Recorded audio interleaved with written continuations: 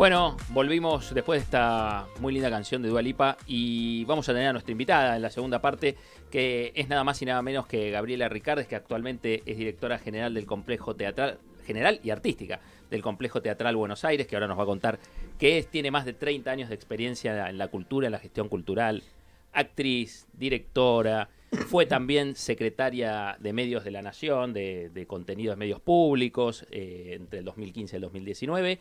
Así que bueno, nada, es un placer para nosotros tenerla. Le damos la bienvenida a Gaby Ricardes. Bienvenida, Gaby.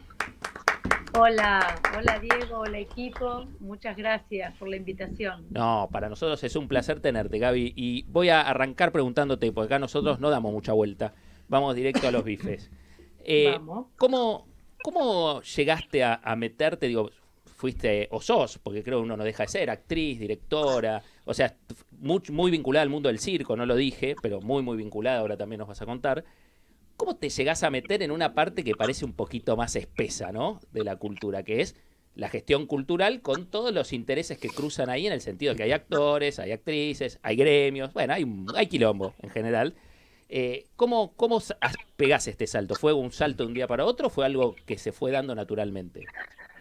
Fue algo paulatino que se dio un poco también, creo que por necesidad. Yo soy de una generación donde la gestión cultural no existía tan formalizada como hoy, donde por ahí hasta tenés carreras donde podés trabajar el tema, aprender, estudiar, sino que somos la generación de los primeros gestores, digamos, que empezamos, creo, gestionando nuestros propios proyectos. Para poder gestionar los propios proyectos había que comprender el entorno.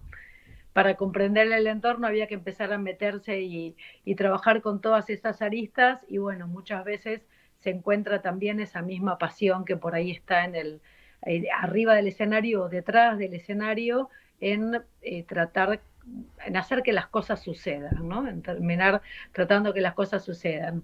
Yo fui antes que nada espectadora, una gran espectadora, básicamente también de mucha de la oferta pública, como el Teatro San Martín. Por eso ahora hay como una vuelta tan agradable a esto que está pasando en este momento, de estar en la dirección del teatro, haciendo todo el camino, pero siempre teniendo que empezar a gestionar.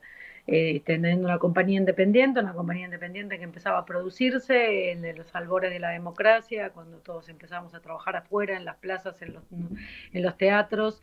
Después una fascinación con el circo como espectáculo popular por excelencia, y un lenguaje nuevo que se estaba renovando, y unos espacios que no existían en la Argentina ni tampoco en Buenos Aires. Entonces, bueno, haciendo esa búsqueda también. Así que creo que se llega por curiosidad, por necesidad de hacer.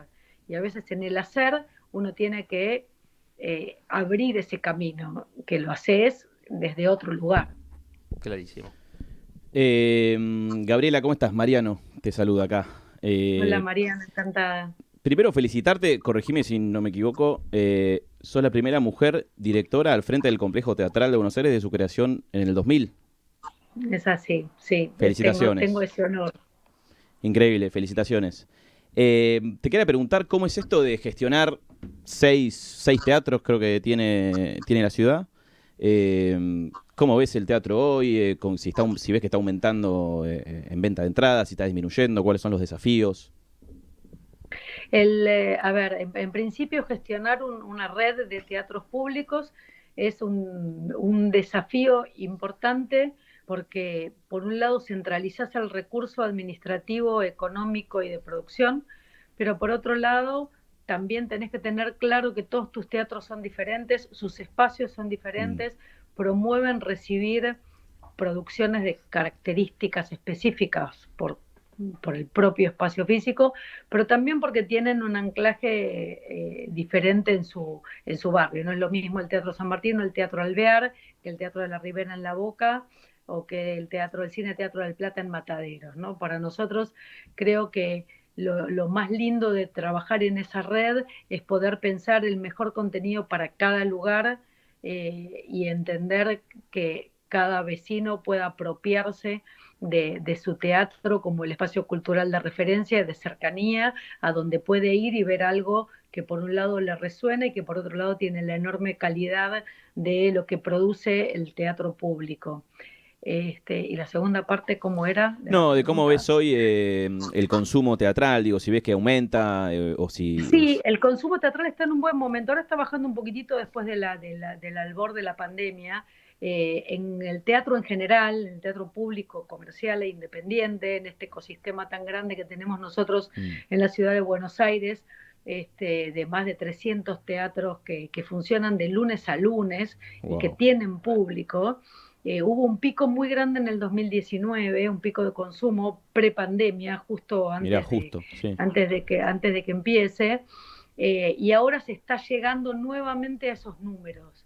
Nosotros desde el teatro público estamos siempre en la misma curva, digamos, que los teatros comerciales y que los teatros independientes más grandes.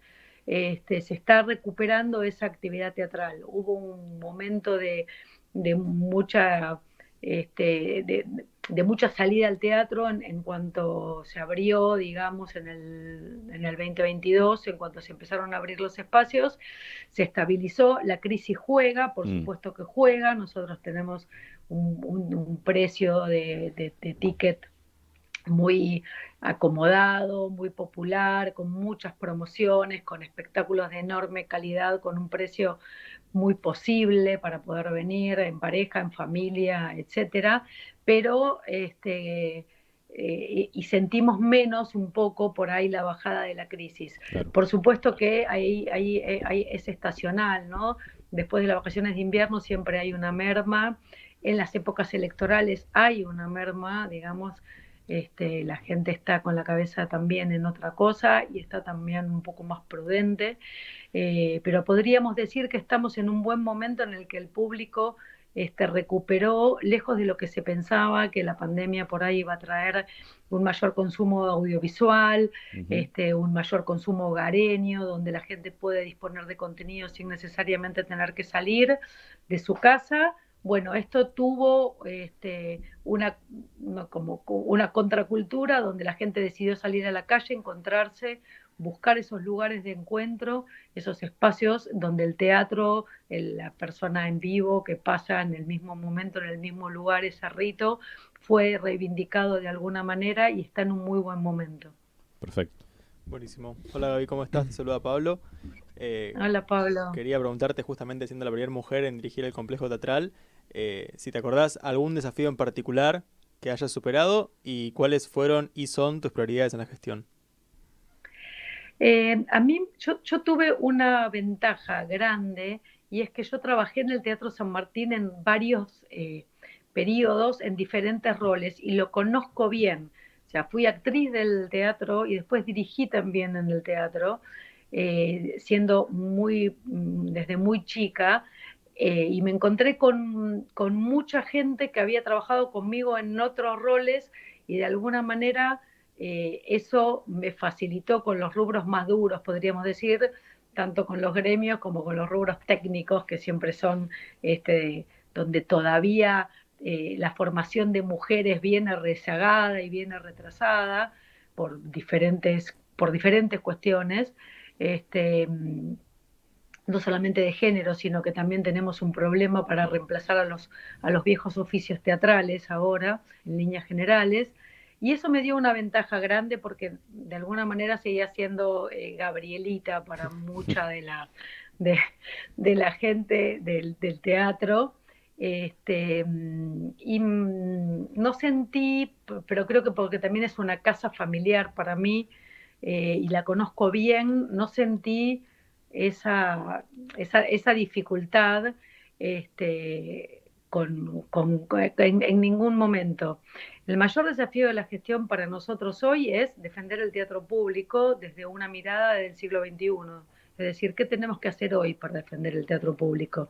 Que no es lo mismo que hacíamos en los años 80 para defender el teatro público, porque el país cambió, las realidades cambiaron y porque el modelo que de alguna manera viene arrastrando el teatro público, hablo del Teatro San Martín, pero podríamos decirlo también probablemente de otros teatros públicos nacionales o provinciales, es un modelo de producción propia, donde todo lo que se hace se produce en casa y donde eso por un lado te da mucha potencia y por otro lado te da mucha fragilidad, sobre todo en contextos económicos más complicados como el que tenemos, donde el teatro se queda muy atado de su propia vieja metodología. Lo que nosotros estamos haciendo básicamente es poniendo el teatro a producir, como siempre, el teatro público, nosotros en nuestras 8 salas de teatro, más la sala Leopoldo Lugones, que es la sala del cine de arte de culto, que también tiene el Teatro San Martín, producimos 30 espectáculos al año. Esos 30 espectáculos son de producción total, se hace desde el zapato hasta el vestuario, hasta la escenografía, el texto, los equipos creativos, y probablemente sea un número que tengamos que revisar para ver cómo podemos nosotros perdurar más allá de estar esperando siempre mayor presupuesto para mantener esas producciones. Hay muchos otros interlocutores válidos, públicos, privados, independientes, con los que se puede hacer una sinergia muy interesante y empezar a pensar cómo cuidamos este modelo para que no sea o todo o nada, ¿no? Creo que ese es el desafío de los que estamos hoy al frente de los espacios públicos. Cómo gestionamos, cómo ayornamos, volvemos a entender cuáles son nuestras misiones, cuál es nuestro valor indelegable y cuáles son las cosas que las podemos volver a pensar para poder defender justamente esos espacios de producción de cultura pública. Clarísimo. Gabriela, ¿cómo estás? Nicolás, mi nombre. Te llevo un poco a lo que dijiste anteriormente sobre el COVID, porque era algo que me interesaba preguntarte, sobre todo si vos creés que el COVID en sí cambió al teatro y a la forma de gestionar. ¿Hubo un quiebre para vos en eso? Porque la verdad que si bien obviamente todos lo vivimos y vimos lo que fue, pero creo que el teatro fue uno de los lugares donde más, ¿no?, el impacto habrá sido muy fuerte. Fue muy duro para el teatro y creo que el teatro entendió rápidamente en esa crisis un valor, digamos. Por un lado está el valor del encuentro, de lo ritual, de lo que pasa en el tiempo y en el espacio que compartimos juntos, pero también está la posibilidad de entenderse como un generador de contenidos que pueden trascender a la platea. Y creo que eso fue muy rico para el medio teatral y que como toda crisis lo aceleró, lo puso más en evidencia y pudimos ver los lados B de las puestas en escena, pudimos tener entrevistas o charlas públicas con hacedores, con directores, con actores. El medio teatral tuvo que salir un poco a encontrar de ese corazón que era que es lo físico, que es el encuentro real, en vivo, offline, cómo puede valorizar muchos de sus procesos para poder compartirlos en otras plataformas y en otras maneras de llegar al espectador. Y creo que eso amplió mucho nuestros espectadores. Creo que nuestras audiencias con respecto al teatro mejoraron después del COVID, porque Aumentaron, claro. entre los streaming hubo mucha más difusión. No damos por sentado lo que hacemos, digamos, el medio teatral no dio por sentado lo que hacía y tuvo que salir a mostrar lo que hacía y a buscar el público sin su gran poder, que es el poder del vivo, ¿no? Del vivo Claro. y directo, digo, del encuentro físico. Y a mí me parece que eso aumentó el interés aumentó el interés por el teatro. O sea, fue positivo para Creo que vos. ¿Qué? Fue positivo, digo. Fue positivo, para mí fue positivo. Y si vos te fijás, ahora, hay muchísimos más teatros que no abandonaron, si bien no hacen por ahí el streaming y cosas que ahora no son necesarias, pero no abandonaron su comunicación audiovisual o su registro y su documentación y el compartir cosas que antes por ahí eran como reservadas, ¿no? ¿Cómo vas a mostrar una obra en una pantalla? No sé, no tiene lo mismo, ¿no? ¿Cómo voy a contar el truco del cómo se hizo? ¿O cómo voy a mostrar un proceso interno de búsqueda del actor? Y sin embargo, creo que todo eso ayudó mucho a que otro público se acerque al teatro. Perfecto. Gaby, te corro un segundito del temas de gestión y esas cuestiones para irnos a un poquito un tema más de tu carrera más personal. Estudiaste en Francia y en Estados Unidos.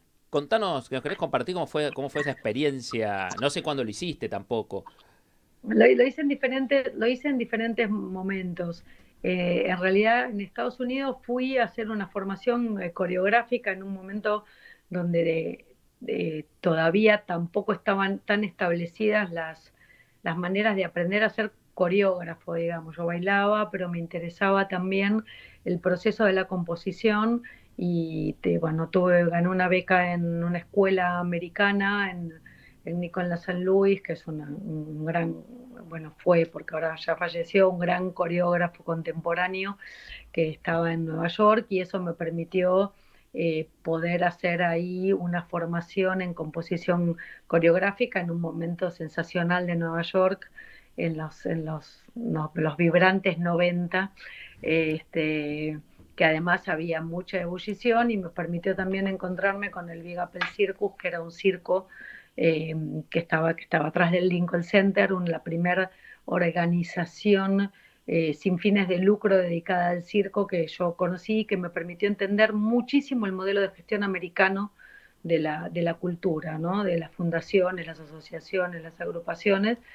Así que bueno, tenía ahí esa doble vida entre la composición y la formación en circo. Y en Francia hice también una formación en circo contemporáneo primero, pero como ya era más grande, tenía 20 y pico de años, pero para hacer una carrera de alto rendimiento ya era grande.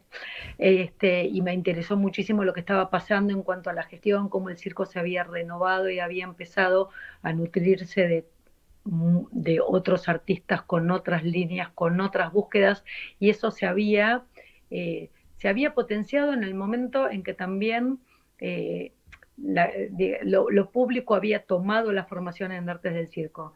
Fue el momento en el que Jacques Lang, que era el ministro de Cultura de Mitterrand, un gran ministro de Cultura francés, que promovió las enormes obras y cambios en el ayornamiento de la gestión en la cultura francesa, decidió que la formación en circo estaba en agronomía, antes en el Ministerio de Agroindustria, por los caballos y por los animales, y pase al Ministerio de Cultura, y puso al frente a un escultor, trapecista, pero escultor, a empezar a repensar qué era hoy ser un artista de circo contemporáneo con esa versatilidad que tiene que tener un artista de circo.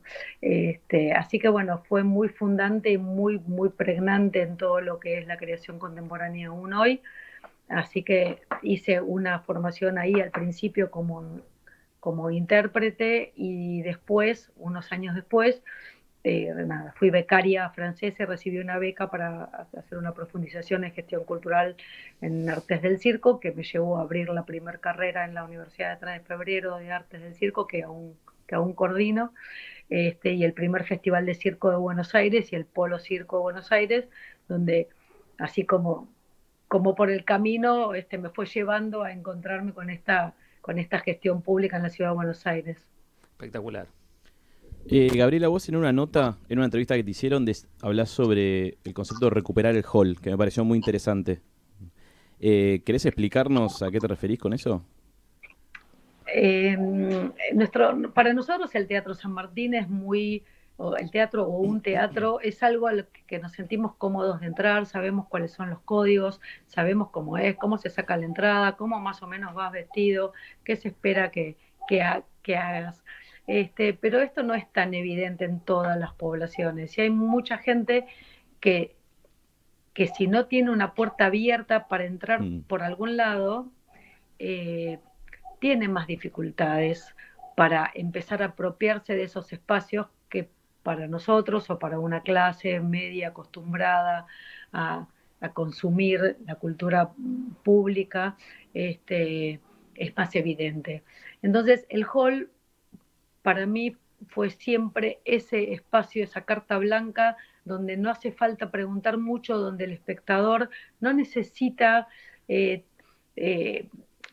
no se siente intimidado, no tiene que Mm. comprar una entrada, puede pasar a ver qué onda, puede pasar y puede irse, Claro. es más anónimo, puede empezar a vivir una experiencia relacionada con las artes escénicas sin tanto preámbulo, ¿no? Mm. Y creo que ahí se viven experiencias impresionantes. Nosotros seguimos utilizando el hall para charlas públicas, nuestro ballet siempre tiene un programa específico en el hall, el taller, el taller de danza del San Martín, que ha sido nominado la semana pasada a la mejor escuela de Latinoamérica en formación de bailarines Mirá. contemporáneos. También hace sus presentaciones en el hall, hacemos conciertos, siempre intentamos que sea un espacio vivo, un espacio de encuentro donde uno no le pida demasiado al espectador, que hasta que va y saca una entrada y todo, necesita un tiempo. Entender el hall como ese espacio de encuentro y estar atentos a lo que se necesita. Nosotros empezamos cuando yo asumí hace un año y medio, un poco más, veía que había muchísima gente que va a sacar la entrada física. Hay una población más de 60 que va a sacar una entrada física. Claro. Le cuesta todavía sacar la entrada digital y además es parte del entretenimiento. Sí, sí. Y mejor que venga a sacar la entrada al teatro que hacer, qué sé yo, que ir a la farmacia. Es Entonces, parte del plan, claro.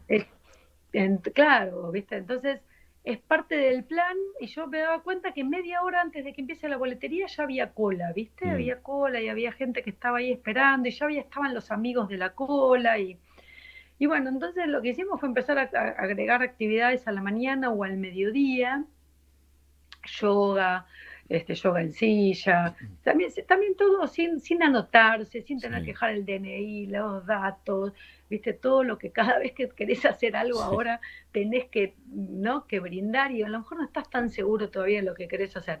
Y eso funcionó bárbaro, más que abrimos el bar, pusimos un centro de atención en el hall para que la gente se sienta bienvenida, se sienta recibida.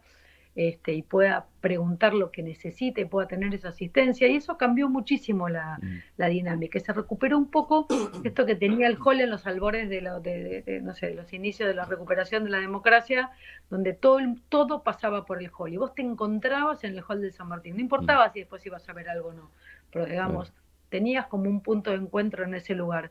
Y creo que recuperar ese punto de encuentro es importante. Muy bueno. Buenísimo. Toda la pregunta que seguramente sea la última por temas de tiempo, pero leí también en una entrevista que uno de tus planes es el de trabajar con escuelas para fomentar la participación temprana en el teatro. Quería saber cómo es que esto se llevaría a cabo o se llevó a cabo. Nosotros empezamos a trabajar de prepo con las escuelas.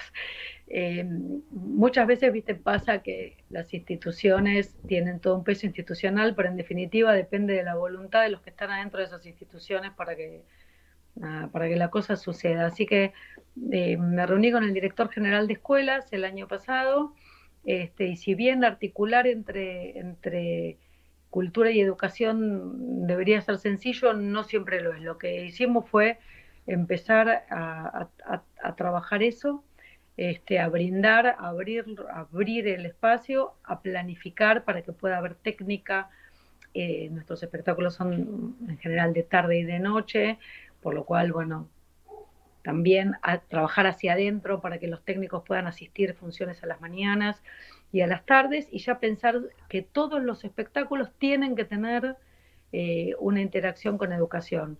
Este año hicimos aproximadamente 40 funciones para escuelas, que estamos así como muy, muy contentos con eso. Y por otro lado, también hicimos funciones en las que vienen los alumnos, pero no son necesariamente para escuelas.